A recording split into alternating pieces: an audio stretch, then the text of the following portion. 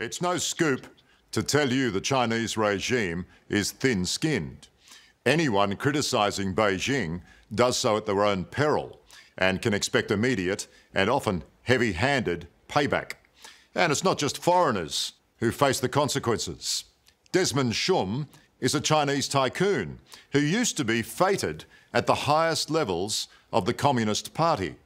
The businessman could do no wrong until 4 years ago, when he and his equally prominent ex-wife inexplicably tumbled out of favour. Now Desmond is a pariah of the state. So he's decided to fight back by revealing the many secrets of China's elite leaders. Chinese business tycoon Desmond Shum is a marked man. These days, he lives in the United Kingdom with his 12-year-old son, a long way from China. But he says that's no guarantee of safety after his unprecedented decision to publish a book detailing the disappearance of his ex-wife, billionaire Whitney Duan, in Beijing. He knows telling her story will make him a target for one of the most brutal totalitarian regimes in the world. Desmond, thanks very much for talking to us. Your publishers have been quite paranoid about the security surrounding the location that you are currently speaking to me from. Are you genuinely worried about your safety? There's sufficient reason to be worried about it. From the moment I decided to publish the book and then going forward, I basically, may I use the word, sign my life away. Do you think that even in the UK, you are at risk? Is it possible for these people to get to you in that way? Or is that being melodramatic? No, I think the way to look at it is, a party state that can lock up a woman in a dark cell and throw away the key for 4 years is capable of all evils. So, just before I came over, in the last few days, I was talking to my partner now and said, well, let's review my wills. If something happened to me, make sure all things are taken care of. In 2017, Whitney Duan, one of China's richest women, became one of China's countless disappeared.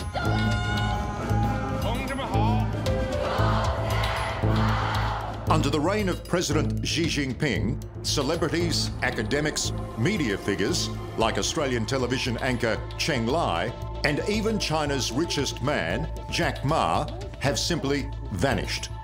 Their fate is a state secret. That is, until now. And what happens to them? Most of them, appears maybe like a year or two, come out and then plead guilty to whatever the states charged them, right? And then I think that's just a few that's still in disappearance. Desmond, any of the people that you know, have any of them been able to make a comeback and be rehabilitated, so to speak? No, not anyone I know of. It's once you've been taken, you sort of tainted in the system, and nobody in the system wants to associate themselves with you. So it's not a system where you can be forgiven? No. Once you're out, you are generally out.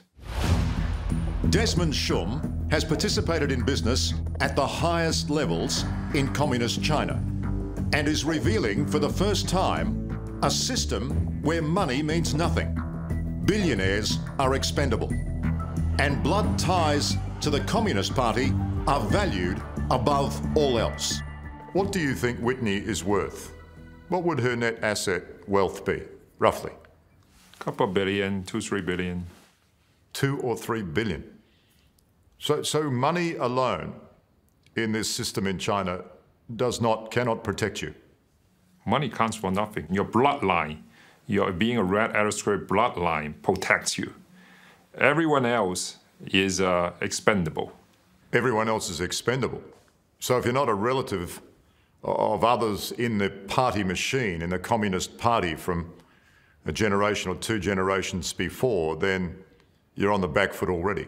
Yeah, you may have a good ride, you may not have a good ride, and the tide may turn for nothing you control. And that's obviously, her case exemplified that. If she could be simply taken and made to disappear with her contacts at her level, then nobody is safe. Absolutely. Absolutely. Before things turned bad, they were very, very good for Desmond and Whitney. They built the largest air cargo logistics facility in China and had lucrative real estate interests. Whitney was not part of the communist establishment. Rather, she was a self-made entrepreneur, supremely skilled at cultivating and maintaining relationships with communist officials, which were critical to any business success. Those contacts went to the very top. Her key ally was the wife of China's former second-in-charge, Premier Wen Xiaobao. When you were doing business in China, when you and your former wife were building your business, yes, did you ever think during all that time, when you were connected to party officials, that she or you could be in physical jeopardy? Not really. I mean, in the back of my head, I always have a sense of that there is a danger involved when you're at this level, but not really. So we were extra careful, during. So, some official, because they are so blatantly corrupt and we just avoid them because we don't want to sweep up with what they're doing, and then we always want to make sure absolutely we're not going to get caught in this kind of system. So while you were making all that money, you were very aware, acutely aware of the underlying corruption and made sure that you weren't part of that. Yes. But everything changed for Desmond and Whitney when Xi Jinping came into power and cracked down on corruption and political rivals.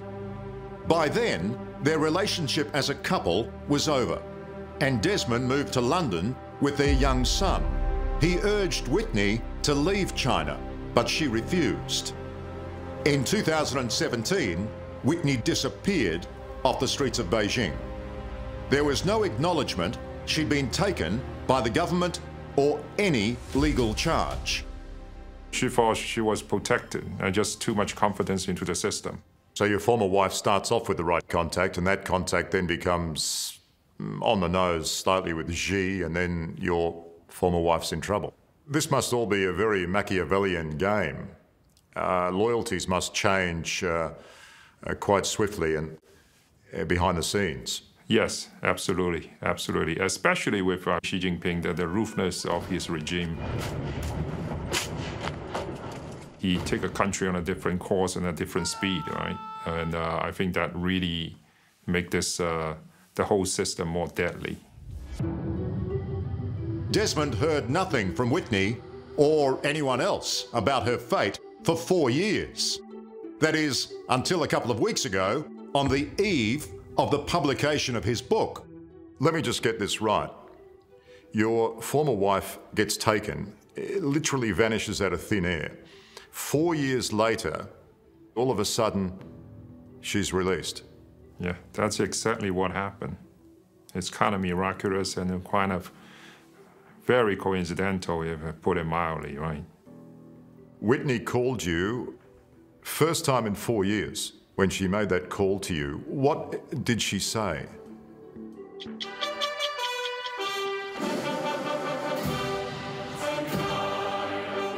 One of China's richest women, Whitney Duan, disappeared from the streets of Beijing in 2017 and was not seen or heard from in 4 years. That is, until her ex-husband, Desmond Shum, defied the repressive regime and took the enormous personal risk of writing a book, putting the spotlight on her disappearance. His fears for his safety were confirmed when, days before the book was due to be released, he got a chilling phone call. Whitney called you first time in 4 years. When she made that call to you, what did she say? I think the purpose of the call is ask me to stop the book launch. That's exactly what she said. And you assumed during the call that it was being monitored? Yes, I asked her that. And then I said, you know, obviously you are telling me things because you've been asked to. And she said, no, but come on. I told her, your phone number went dead for 4 years. You were unreachable. Well, the next day of your temporary release, she said she should sign a paper of temporary release. Your phone is workable and you can call anybody anywhere in the world. That's not China. Were there any clues for you as to whether it was or could have been a prepared script? Yeah. Yes. Because she asked the question, she said, what would happen to our son if something happened to you? And then she followed on the question, how will you feel if something happened to our son? I mean, that's sufficiently threatening. So that was the first call. On the second call, she was trying to incriminate me. She was like, I'm guilty of crime, and we were partners in life and business, so you must be guilty of crime too. I was like, no, I don't believe that. Name the crime. And she can't really name it. And then at the end of the call, she actually make a sentence say, well, you move on with this project, it may cost a life. And I got really angry, and I was essentially yelling to whoever was listening in. I was like, what do you mean cost a life? Whose life are we talking about here? Are we talking about my life, our son's life, or is it your life? There's no mistaking that threat. The implication there is that you could be responsible for your son's life if you went ahead and published the book. Yeah, it's definitely implied. That's a terrible thing to say. Yeah, and then coming from the mama. Where did she go wrong? Where did Whitney go wrong, Desmond? I would guess most likely she's associated with the wrong crowd or the wrong faction of the power struggle, or maybe she learned about something that's very inconvenient for the leadership. But then it's not a crime by itself. So you're such a nuisance, we're just gonna silence you and let you disappear. The numbers of missing and incarcerated have skyrocketed under Xi Jinping's reign. Among them, Australian television anchor Cheng Lai, who worked in China, has not been seen or heard from in a year. Where they are held and what happens to them is just not known. Cheng Lai, for example, it's similar to your former wife Whitney. I mean, why make these women disappear? Doesn't that demean them in the eyes of the world in a certain way? I am guessing in a lot of this kind of situation is they want you to openly admit to certain crime they ascribe to you, and then those people are not complying. That's one possibility. Or the second thing is they want you to give up certain information, and you are not doing it. And then the way they're doing it, my Whitney, on the first call says you haven't had any information for 4 years from the outside world. Think of it. Her mom passed away in June. She didn't know that. She didn't know the pandemic was going on for 2 years in the rest of the world, to all of us. I mean, they intentionally cut off all information from the outside. And then as time moves on, most people give up hope because that's like no end to things, right? They wish like, okay, I would tell you anything you wanted to. I will admit to any crime you want to give it to me. Just give me an end to it, right? If you send to me 10 years or 15 years, I know, okay, 15 years, I can be out. But in that situation, you're desperate because that's no end in sight, and you're completely unaware what's happening, other than what they are telling you. So it's a method of terrorizing the people they have taken. It's complete psychological control. Yes.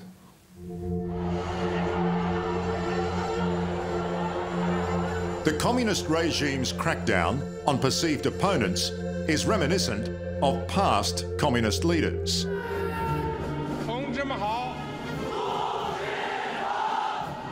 Xi Jinping is behaving like an emperor who is settling in for the long haul and has no plans to be overthrown. Do you think we're entering a new era of authoritarianism? Oh yeah, absolutely we are there, right? I mean, the guy just may change the constitution at will and make himself a president and chairman of the party for life. Will doing business in China ever be safe again, do you think? As my book says, you roll your dice, red roulette. You take your chances. The odds are getting worse and worse now. It's a warning to businesses in Australia keen to get a slice of the lucrative Chinese market. The exercise of communist power isn't confined to individuals, but to nations, as Australia knows only too well. The Communist Party has been punishing Australia and the Australian government ever since we dared to ask the world for an inquiry into the origins of COVID-19. They're very paranoid. So they want to crush all dissent. The world over, that could possibly be a challenge of their power. And then they take on Australia because they feel like they can afford to. They're not doing that to the US, but wait until the day they are the #1 economic power. They would do the same thing to the US, what they're doing to Australia. Ultimately, they want every country to submit.